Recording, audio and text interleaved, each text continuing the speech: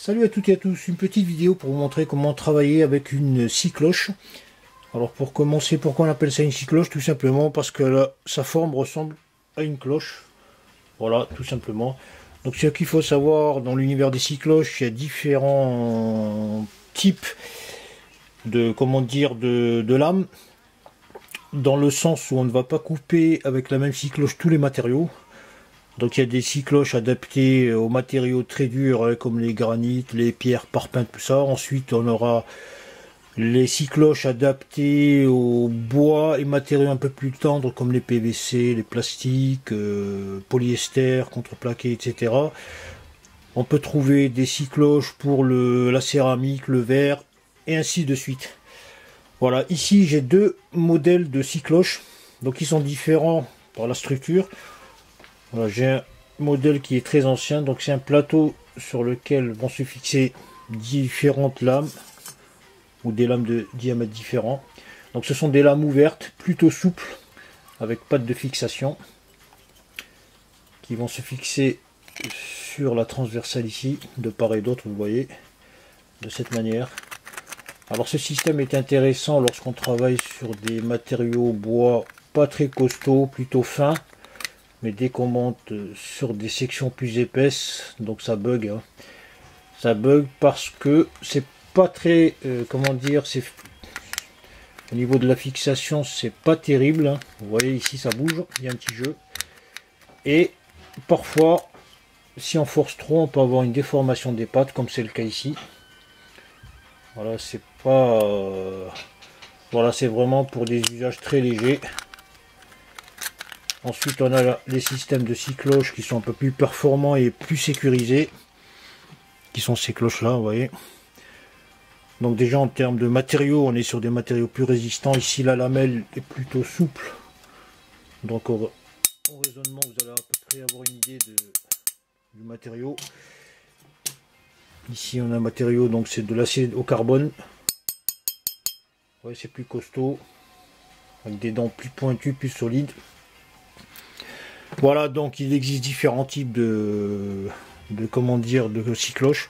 Donc là, on est sur deux systèmes de scie cloche adaptés au bois et matériaux tendres. Donc ensuite, on a donc les systèmes de fixation. Là, on l'a vu, c'est sur un plateau. Sur ce type de cloche ouverte, perforée, donc on a des fixations. Donc ce qu'il faut savoir, les scie cloches, on peut les acheter soit au détail, soit par set. Donc il est préférable de les acheter par set pour avoir un choix plus large, à moins de vraiment toujours travailler sur le même diamètre de coupe. Alors on a les adaptateurs, donc un fourni pour les grandes cloches et un second pour celles de plus petit diamètre. Ensuite on a une mèche. Donc contrairement à une mèche classique à queue lisse, on a une mèche avec entaille, donc adaptée à l'adaptateur. Donc vous voyez l'entaille ici tout en bas sur laquelle va se fixer l'écrou.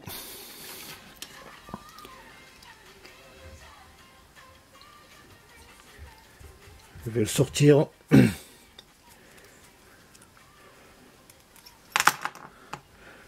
Donc cet écrou, donc en le serrant, il va se stabiliser sur la partie entaillée ici, vous voyez comme ça, de manière à le maintenir fortement. Raison pour laquelle on ne peut pas utiliser des mèches traditionnelles qui sont lisses. Donc on pourra la monter, la serrer, mais suite à la rotation, donc ça tiendra plus et ça pourrait sauter. Voilà pourquoi on utilise ce type de mèches qui sont légèrement plus courtes. Voilà, donc on la monte toujours face au trou, donc en taille face au trou. Ensuite on remet la vis. Donc ce qui est intéressant, c'est que la vis, surtout si on la manipule, si on travaille beaucoup avec ce type de scie, c'est toujours bien d'en avoir au moins une de côté.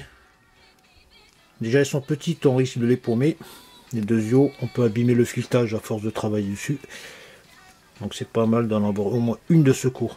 Voilà en gros ce qu'il y a à dire sur les scie cloches. Ensuite pour les adapter, donc on prend la scie cloche de cette manière.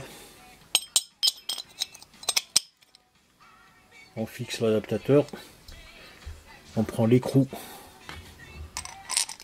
qu'on monte de ce côté. Donc à ce stade, il faut serrer très très fort pour pas que ça bouge.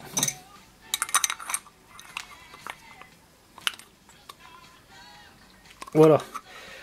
Ensuite, on peut les monter sur tous les appareils rotatifs, hein, que ce soit une perceuse sans fil, une perceuse filaire, un marteau burineur avec adaptateur quand c'est du SDS+. Alors ce qu'il faut savoir, c'est que les scie cloches en général, ça nécessite pas mal de force. De manière globale, quand on travaille sur du bois tendre, pas trop épais, avec des perceuses sans fil, ça marche, ça tient le coup. Mais dès que le matériau devient costaud et résistant, ben là, on peut rencontrer donc des passes un peu difficiles, dans le sens où la scie cloche elle va commencer à patauger, elle va patiner en surface. Donc, je vais la serrer comme ça. Raison pour laquelle, si vous avez un marteau burineur, un appareil costaud, utilisez-le. Vous allez voir pourquoi. Une fois que vous êtes prêt, donc vous stabilisez votre bout de bois fortement avec des étaux, 2, 3, ça dépend selon les tailles. Ensuite, avant de commencer, bien sûr, toujours se munir d'une paire de lunettes pour se protéger des débris.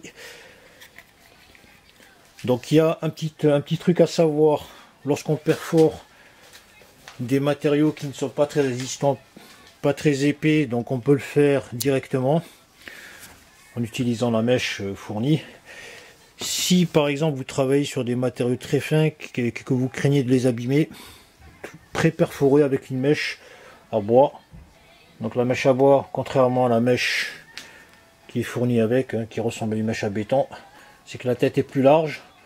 Donc le temps de l'insérer, ça prend plus de temps et des fois c'est pas très précis, tandis que là, avec une tête de mèche à bois fourrée à bois pointu, on aura plus de précision pour faire le trou. Voilà. Donc là je vais perforer ici par exemple.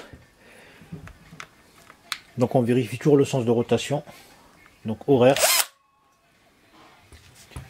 Donc l'inconvénient des appareils, comme je vous le disais, c'est qu'ils sont pas très puissants. Et donc pour bien perforer, bon déjà on va tracer le sillon.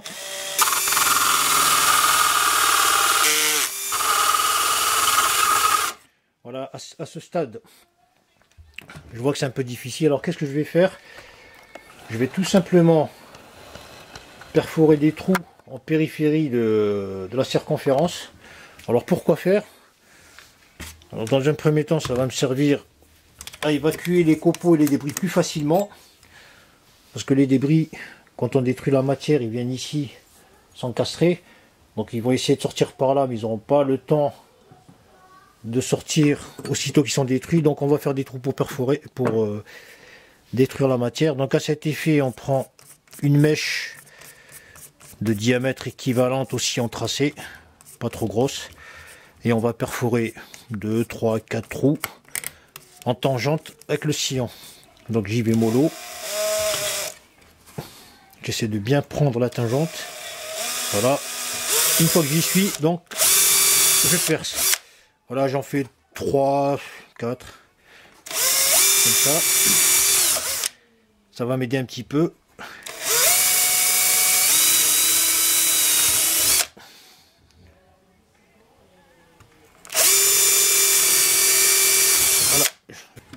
Donc il y a une autre astuce complémentaire au trou, c'est que lorsqu'on perce, on va essayer de jouer sur la rotation parce que le problème des appareils sans fil, ils sont pas très puissants. Et pour percer d'une seule traite à la verticale, c'est pratiquement impossible, hein, à moins d'avoir un appareil très puissant.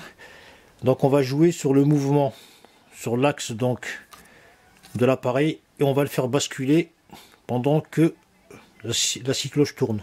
Donc ça va aider à perforer, donc à s'enfoncer. On y va doucement, on fait comme ça, des petits mouvements.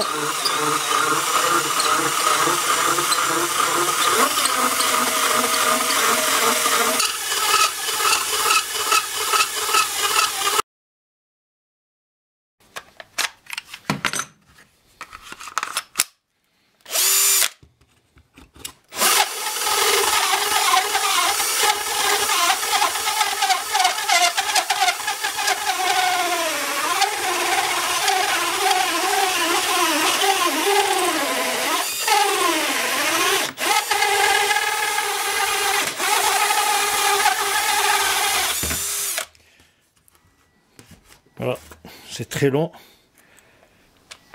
Donc maintenant je vais faire le même exercice avec un marteau burineur et vous allez voir que avec un appareil plus puissant, c'est largement plus rapide.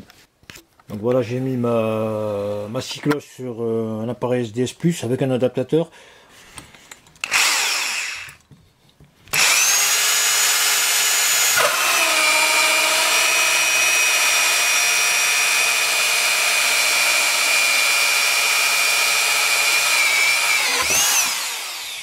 Voilà, vous voyez qu'en quelques secondes, sans faire de trou, je passe à la verticale et directement. Voilà, grosso modo comment travailler avec des scies cloches. Donc c'est pas très bien compliqué, il faut juste savoir choisir les bonnes scies pour les bons matériaux et travailler avec les bons appareils si on va avoir de bons résultats. Voilà, tout simplement. Voilà, je vous remercie d'avoir suivi cette vidéo et à très bientôt.